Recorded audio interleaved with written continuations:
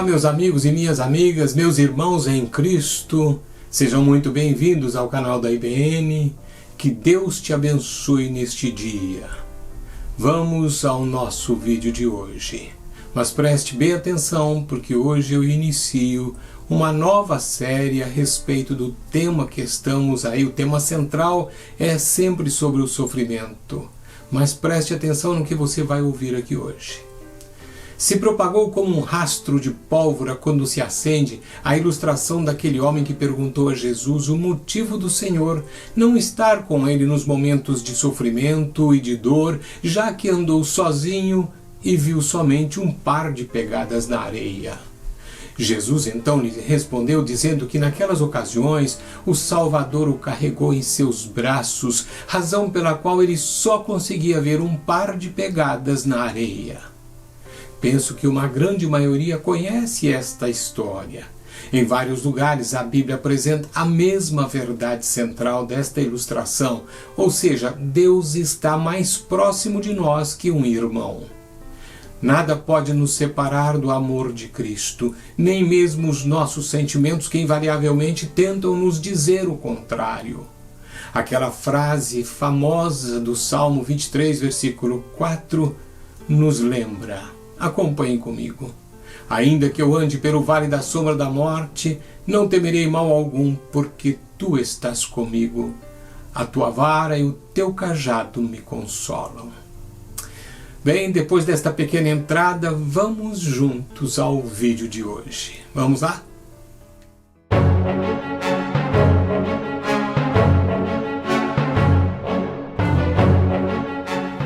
Assim como a ilustração das pegadas na areia nos permite ver o cuidado do Senhor que antes não percebíamos, a Bíblia contém um relato sobre outro par de pegadas. Estas não somente são literais, mas perduram até os dias de hoje. Não é suficiente sabermos a respeito delas, mas como cristãos que somos, devemos pisar ou andar sobre elas. Ainda que de alguma maneira se assemelhe às pegadas na areia, o que esta passagem das Escrituras descrevem é bem diferente, porém fundamental para compreendermos a questão do sofrimento. O relato está em 1 Pedro capítulo 2, versículo 21. Vamos juntos ver. Porque para isto sois chamados, pois também Cristo padeceu por nós, deixando-nos o exemplo para que sigais as suas pisadas. Muitas coisas aconteceram quando Pedro escreveu esta epístola.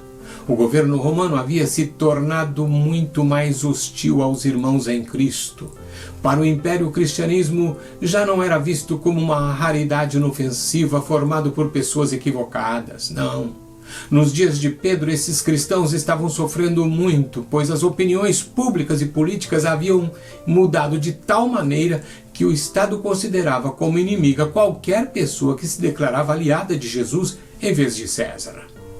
Já estava instalado um certo grau de perseguição, mas as coisas ainda iriam piorar e muito. O Estado perseguia milhares, submetendo-os a maltrato físico e econômico. Muitos seriam açoitados e outros martirizados. Aquele povo havia cometido o crime de proclamar a promessa de uma esperança melhor e de uma recompensa no mundo vindouro por meio de outro rei. Que rei? Jesus. Aos cristãos que viviam naquela época lhes esperavam dias cinzentos e deprimentes. Vários líderes da igreja primitiva enfrentariam martírio, inclusive o apóstolo Pedro.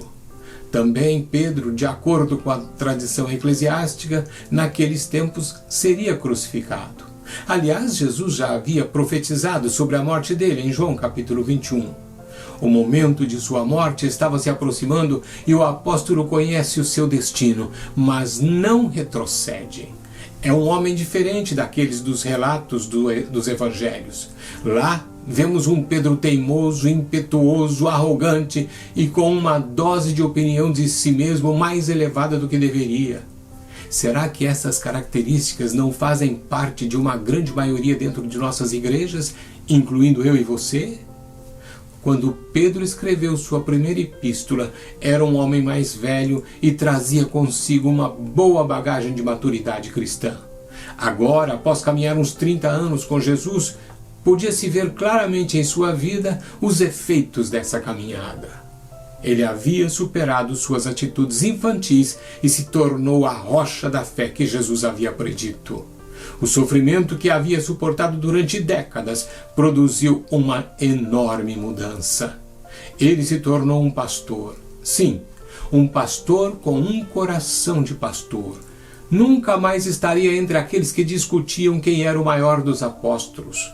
Não, ele era um homem diferente. Meus irmãos, conclusão do vídeo de hoje. Este vídeo é uma introdução ao tema que irei abordar durante os próximos dias. No entanto, para fixar o que vimos, deixo uma questão. Qual cristão que não precisa de transformação diária e de fazer morrer a sua natureza terrena? Você está satisfeito com a sua vida espiritual? Você conhece a Deus na intimidade? Olhe para Pedro. Ele andou com Jesus por 3 anos, viu e ouviu coisas grandiosas, mas naqueles dias, mesmo andando com Cristo, ele precisava de transformação. Reflita. Após a ressurreição de Jesus e a descida do Espírito Santo, Pedro iniciou um novo processo de mudança. Nessa caminhada, ele entendeu que o sofrimento era necessário para trazer também a maturidade. Vou discorrer mais sobre isso, mas para terminar, reflita sobre essa questão. Você deseja ser transformado a cada dia, bem como desenvolver a maturidade cristã? Pense. Que Deus te abençoe e que o Espírito Santo ministre ao teu coração. E até o próximo Simplificando, se o Senhor assim o desejar. Até lá!